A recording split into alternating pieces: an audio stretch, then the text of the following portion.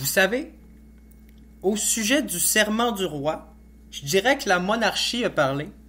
Maintenant, ça serait au tour de la démocratie d'y répondre, tiens. Pour certains juristes, de ne pas faire le serment du roi Charles serait de se parjurer soi-même. Serait un parjure au serment au nom du roi d'Angleterre, qui n'est pas le roi du Canada ni du Québec, là. Le Canada puis le Québec, qui sont des États et des pays souverains. Ce qui serait hypocrite, là, puis ce qui serait vraiment dans l'ordre du parjure, ce serait de faire un serment auquel on ne croit pas nous-mêmes, la majorité des Québécois. Ça serait qu'un élu, qu'un futur député fasse un serment d'allégeance à une monarchie, à une royauté, à un empire colonial, à un mercantilisme d'époque, constitutionnalisé dans les écrits de sa démocratie parlementaire, et d'honorer cette monarchie alors que ça rentre parfaitement en désaccord avec ses propres valeurs. Ça, c'est véritablement se parjurer soi-même. De prêter un serment auquel on ne croit pas du tout. De prêter un serment faussé.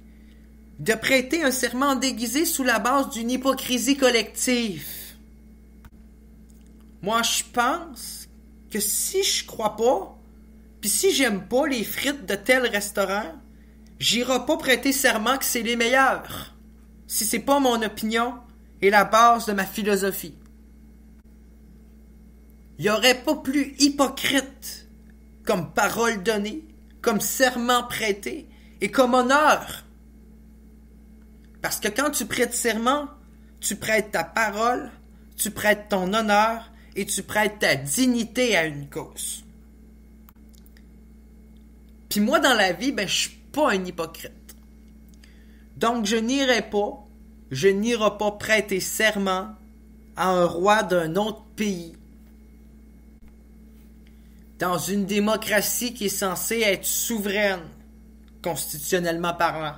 Puis si c'est pas le cas, là, ça n'a pas à devenir mon problème, pour vrai. C'est plate, là, mais ça va devenir le problème de la société. Parce que malheureusement, démocratiquement parlant, il y a une majorité des Québécois qui pensent comme moi là-dessus.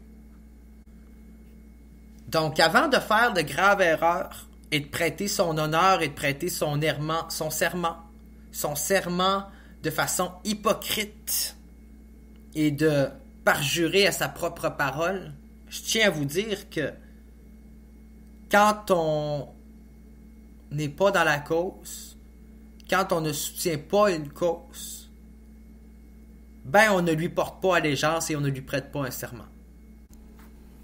Lorsqu'on tient une philosophie qui rentre en conflit d'intérêts avec un principe sermentiel, avec une parole donnée, dans ce temps-là, on ne prête pas notre parole sous de fausses intentions déguisées. Ce qui serait hypocrite puis ce qui serait parjuré, ça serait d'honorer la démocratie, de prêter son serment à la démocratie, mais de le donner à la monarchie. Ça serait un serment qui ne prêterait pas honneur à la personne. Et qui rentrerait pas mal plus dans l'ordre du parjure de soi-même. Vous savez, j'ai l'impression qu'au Québec, on a des juristes monarchistes, parce que je sais que le système de justice est super pro-constitutionnel britannique, puis reconnaît la suprématie de Dieu, là, mais j'ai l'impression qu'on a des juristes hyper monarchistes qui réalisent pas à quel point il y a un côté démocratique aussi à notre justice.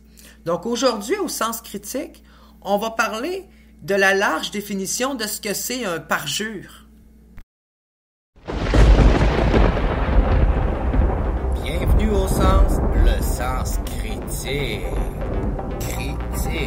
On accuse constamment les Québécois d'être des suprémacistes blancs, racistes. D'un côté, on accuse une gauche radicale, d'un côté, c'est la faute d'une droite radicale. Sommes-nous devenus des esclaves de la société, genre?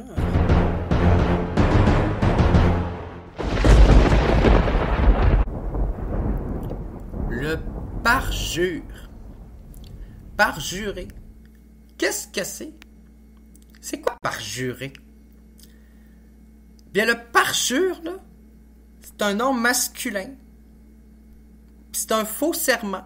Une violation de serment. Une personne qui commet un parjure. Un traître.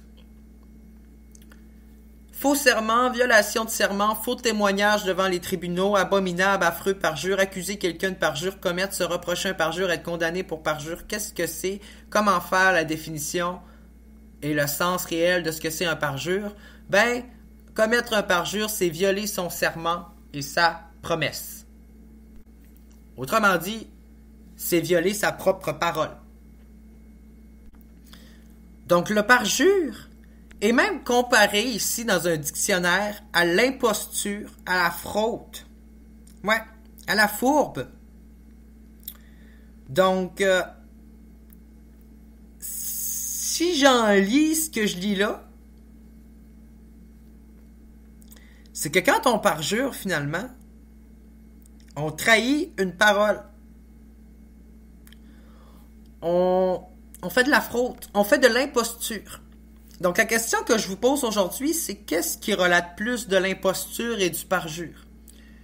De jurer un serment au nom du roi quand on appartient au Parti québécois, puis qu'on est un parti souverainiste, puis qu'on ne croit pas à la monarchie, qu'on dénonce même ce que la monarchie a fait dans l'histoire, ou de ne pas prêter serment au roi, puis à la reine d'Angleterre, puis à la monarchie, et de prêter serment au peuple québécois et ses institutions démocratiques, quand on croit à la démocratie.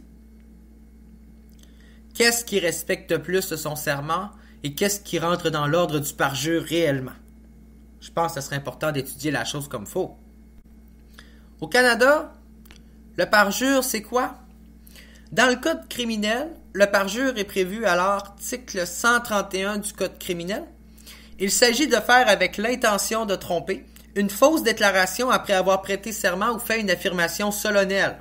Dans un affidavit, une déclaration solennelle, un témoignage écrit ou verbal devant une personne autorisée par la loi à permettre que cette déclaration soit faite devant elle, en sachant que sa déclaration est fausse. Prévoir que le parjure est un acte criminel dont la peine maximale est de 14 ans de prison. Donc, quand on regarde ça, un député peut un élu à la Chambre d'Assemblée nationale qui ferait un parjure, qui déclarerait finalement qu'il porte son allégeance au roi Charles alors que c'est pas vrai, serait finalement coupable et pourrait être déclaré coupable criminellement responsable de parjure criminelle et être accusé de 14 ans de prison. Donc, d'un côté, de ne pas prêter serment au roi Charles, ça serait un acte de parjure au sein de la monarchie qui priverait peut-être un député de siéger à l'Assemblée nationale et de prêter un faux serment au roi Charles au nom de la démocratie quand on est un démocrate serait un parjure et un acte criminel passible de 14 ans de prison dans les faits.